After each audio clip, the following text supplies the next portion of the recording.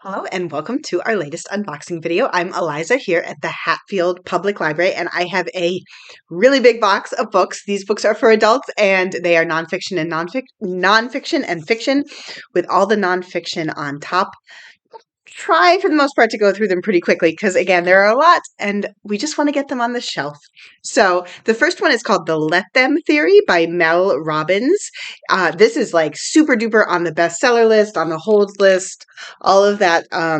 Lots of people saying how it changed their life. I'm not sure I can summarize the Let Them Theory, but it's basically like a tool for like getting things done and making your life a little easier. We have Hope, the book by Pope Francis, an autobiography. They got a nice photo of him. I hear that he is sick right now, but I suspect a lot of people will be interested in that. We have Brad Meltzer and Josh Mensch, The JFK Conspiracy, The Secret Plot to Kill Kennedy and Why It Failed. This is sort of, I think there's been a series of these conspiracy books. Oops, sorry. We have Being Jewish After the Destruction of Gaza, A Reckoning by Peter Beinart. Also a lot of holds on this one. It's by a political commentator about sort of, I guess the subtitle says it, what the events in Gaza, I don't know, just trying to make sense of everything. We have Bill Gates wrote a autobiography. It's called Source Code: My Beginnings, and that photo on the cover is so cute. They definitely knocked it out of the park with this one in terms of cover photos. Not what you typically think of with Bill Gates, but I don't know. It makes it seem like maybe more fun.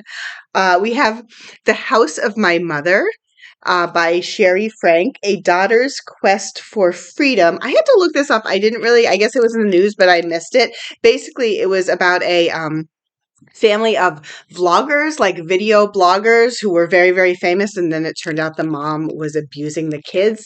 And it was in the news a lot. Again, somehow I missed it. And now this is one of the daughters telling her story. It sounded really rough. I think this is our last nonfiction, Memorial Days by Geraldine Brooks. This is also very sad.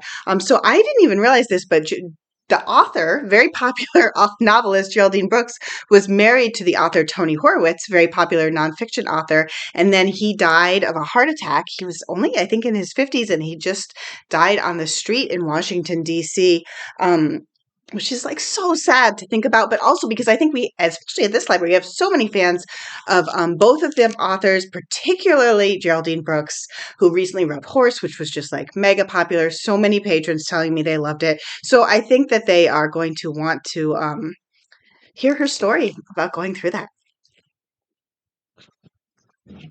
We have a double! The Last Twilight in Paris by Pam Jenoff. So popular, we had to get two. So London, 1953, but also seems like it maybe takes place in Paris. Yeah. Post-war housewife. There's a mystery about a necklace. They end up going to Paris. Oh, another popular one, not as popular specifically at this library, but sort of globally popular. We have Ank's Storm by Rebecca Yarros, second in her Iron Flame series. This is such a good title, and I also feel like they've done a really good job with like the cover, the colors, and the sort of seal at the top. It says, "You are fatally invited" by Ande, Pliego. I'm not familiar with this author, but it just seems so fun. It reminds me a little bit of, I feel like Agatha Christie has a book where they all like get invited to a party and it's like a murder is going to occur at the party, and then it really does. So this is an exclusive thriller writer's retreat hosted on a private island. I love islands. Turns lethal when one of the authors is found murdered in this twisted locked room mystery. Sign me up. I think I'm going to put a hold on this as soon as I finish this video. Mutual Interest by Olivia Wolfgang-Smith. Interesting. I like this. I like this cover. Um, so this is turn of the 20th century. A woman flees her life in a small town. They're trying to make their fortune. An emperor of personal care products. Oh, just sounds like queer romance, empire, and power. Interesting. Interesting. Historical fiction. We have a new Jayne and Krentz Shattering Dawn. So, the part of the Lost Night Files.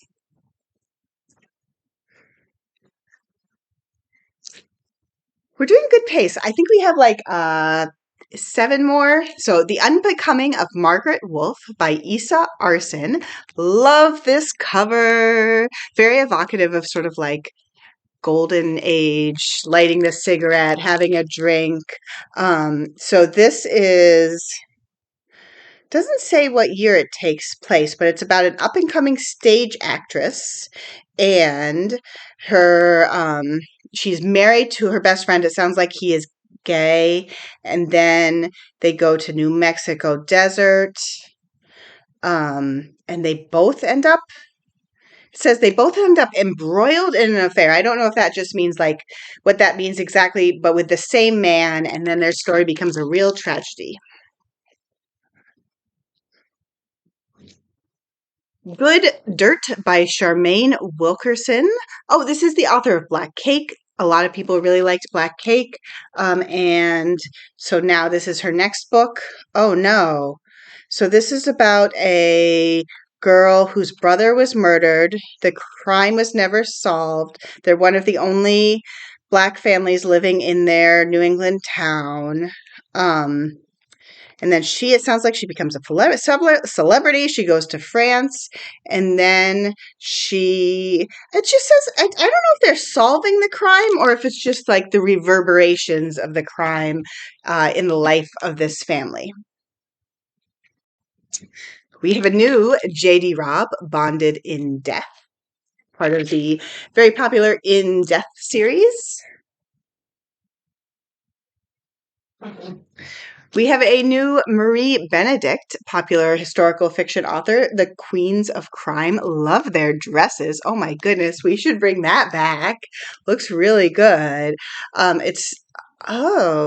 The 5 greatest women writers in the golden age of mystery and their bid to solve a real life murder. So it takes place in 1930s.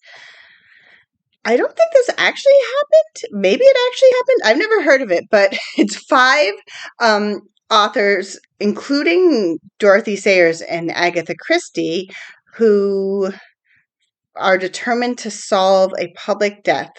Oh, it says inspired by a true story in Sayers' own life. Interesting.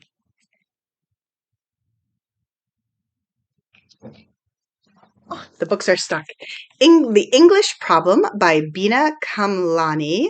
Again, a big fan of this cover with the hat and the flowers. So this is about 1930, an 18-year-old man growing up in India.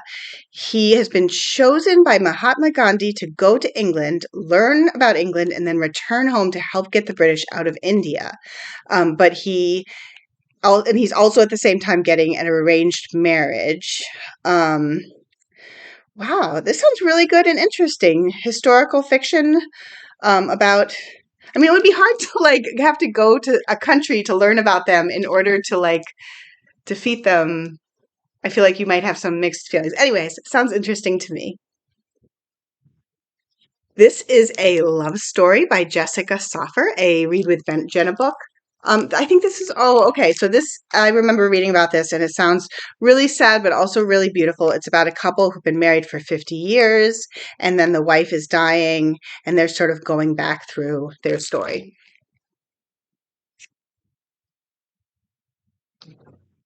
New Jonathan Kellerman, Open Season, an Alex Delaware novel.